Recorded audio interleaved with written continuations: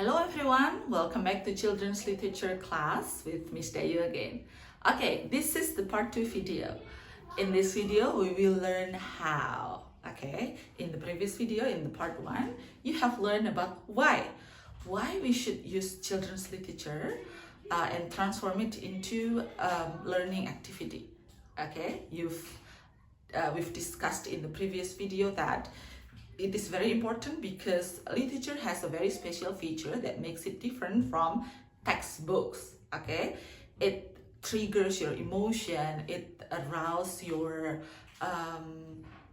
your feeling, and because it requires a personal response, it demands personal response based on each of your personal experience. Yeah, every student's or every reader's response will be different, and therefore it will be very interesting and it will be very enriching to discuss about children's literature to create critical literacy activity. Okay, so setelah memahami itu, kita akan belajar mengenai bagaimana how. Okay, so designing learning media, yeah, based on children's literature. How we will do that? Before I move further, before I move further to the steps and procedure, I'd like you to reflect on my favorite quote. Yeah. Books are mirrors, windows, and sliding glass door. We've discussed it in the class, right? Yes. So books are mirrors, windows, and sliding glass doors means buku itu sebaiknya atau seyogianya bersifat sebagai cermin, ya, sebagai kaca, ya, dimana ketika kita membaca buku kita seperti bercermin. Oh iya ya, aku seperti tokoh ini. Oh ya, aku pernah mengalami ini. Oh, itu seperti yang pernah aku rasakan sebelumnya. That's mirror. Okay, by finding a book as a mirror, ketika kita menemukan buku dan menyadari bahwa dia adalah mirror bagi kehidupan kita, kita akan merasa lebih relate gitu ya. Kita akan merasa lebih terkoneksi dengan buku itu, sehingga proses membaca itu menjadi lebih personal dan deep gitu. Oke, yang kedua adalah windows. Buku sebagai jendela. Kita ibaratkan bagaimana apa yang akan terjadi kalau kalian membuka sebuah jendela. Kalian dari awalnya terkungkung di dalam ruangan 4 sisi gitu ya. Begitu membuka jendela, kalian akan menghirup udara segar. Kalian akan melihat apa yang tidak bisa kalian lihat di dalam ruangan ketika menutup jendela. Maka buku sebagai jendela artinya adalah buku yang baik, yang tepat bagi kita seyogianya bisa membantu kita untuk menemukan hal-hal yang baru yang tidak kita temukan sebelumnya, tidak kita lihat sebelumnya, akan memberikan kita nafas segar yang baru gitu, yang membuat hidup kita menjadi lebih meaningful. Selanjutnya yang nomor 3 adalah sliding glass door, means that artinya adalah buku bisa membantu kita untuk membuka pintu, ya, membuka kesempatan. Pintu kita beratkan sebagai kesempatan yang bisa membantu kita untuk keluar dan melakukan sesuatu gitu. Jadi setelah bercermin, setelah memahami sesuatu, setelah menangkap pengetahuan-pengetahuan baru, kita nggak boleh diam aja dong ya. Buku yang baik seharusnya bisa men-trigger kita, bisa membangkitkan rasa di dalam diri kita untuk bisa melakukan sesuatu untuk sekitar kita. Nah, dengan pedoman ini ya, kita sebagai learners, pembelajar, ourselves, sebagai teacher, sebagai orang tua, tante, kakak, dan lain sebagainya, instructor ya, kita memegang teguh prinsip itu untuk diri kita sendiri dan juga untuk siswa dan siswi kita. Di pertemuan sebelumnya, di video sebelumnya, kita sudah membahas bahwa langkah untuk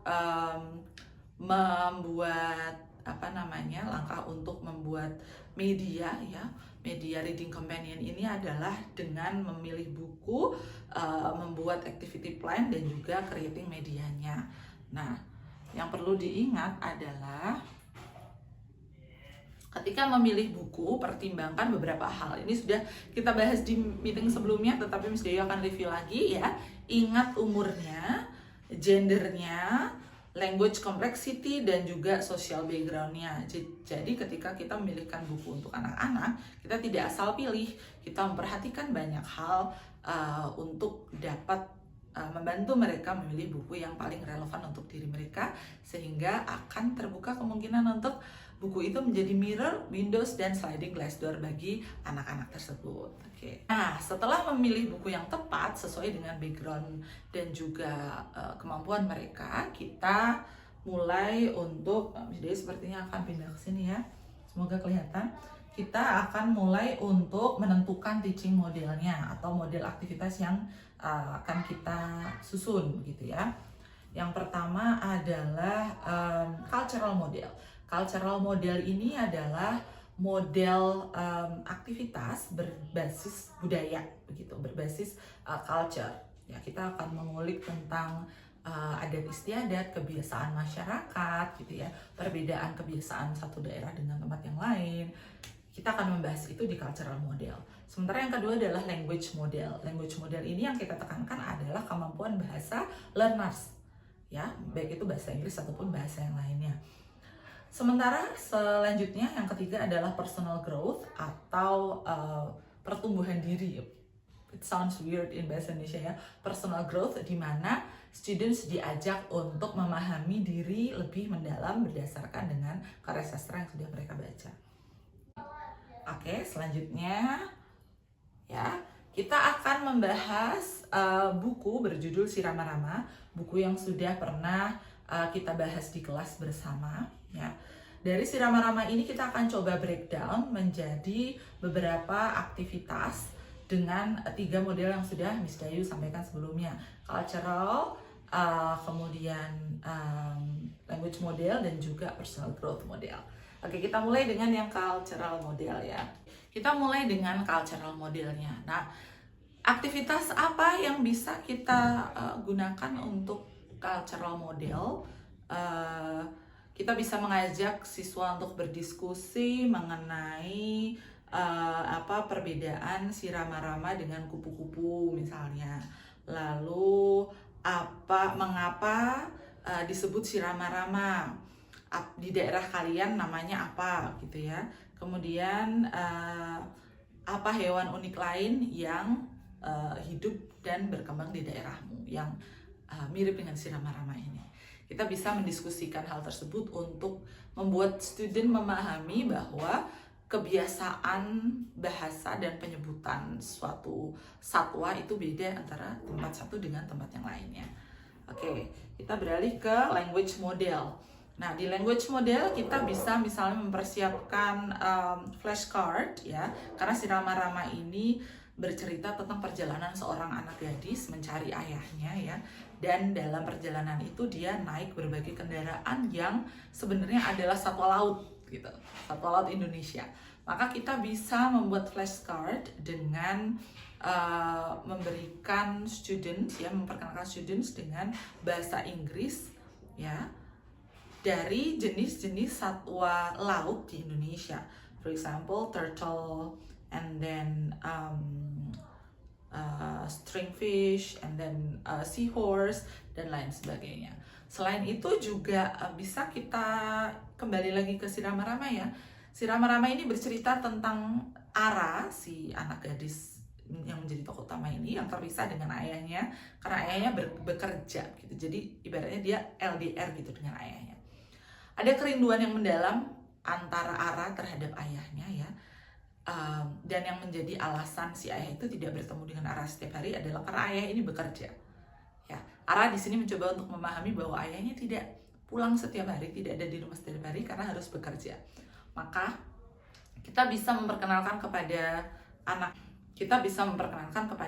siswa dan siswi kita bermacam-macam jenis pekerjaan yang dilakukan oleh orang-orang di Indonesia. Bukan hanya pekerjaan-pekerjaan mainstream seperti pilot atau dokter, tetapi juga misalnya tukang sayur, penjual ikan, nelayan, dan lain sebagainya. Oke. Kemudian bagaimana dengan personal growth? Ya, personal growth-nya apa yang harus kita bahas di personal growth? Untuk personal growth, kita bisa bercermin dari apa yang Ara rasakan ya di dalam buku tersebut sebagai seorang anak yang terpisah dengan ayah, rindu dengan ayah, ya maka kita bisa mengajak siswa untuk diskusi mengenai pengalaman mereka dan hubungan mereka dengan orang tua mereka. Misalnya, kalian pernah berjauhan dari ayah dan bunda. Apa yang kalian rasakan ketika jauh dengan ayah dan bunda? Kalian pernah pergi ke pantai? Apa yang paling kalian suka di pantai? Bagaimana perasaan kalian ketika berlibur dengan ayah dan ibu di pantai? Kemudian jika bermain di sekitar rumah, kalian biasanya bermain apa? Anything, ya, jenis-jenis pertanyaan yang kira-kira bisa membantu mereka merefleksikan diri mereka sendiri. Oke, mungkin nggak kelihatan ya. Nah, seperti ini. Oke.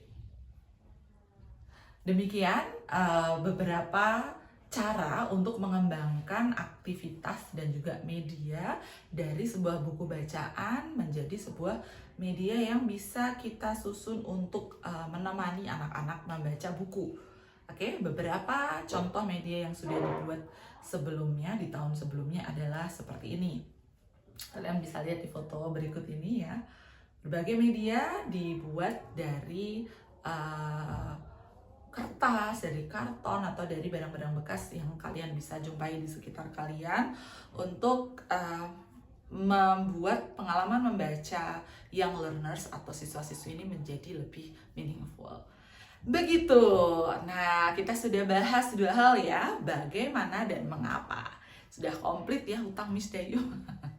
Jadi, Miss Dayu harap setelah ini kalian semakin termotivasi untuk menyajikan yang terbaik, menjadi versi teacher yang lebih baik dari versi teacher kalian sebelumnya ya, yang termotivasi, yang tergugah untuk selalu menghadirkan aktivitas atau kegiatan yang bermutu bagi learners atau siswa didik kita, bagi anak kita nanti, bagi adik-adik dan juga keponakan kita ya.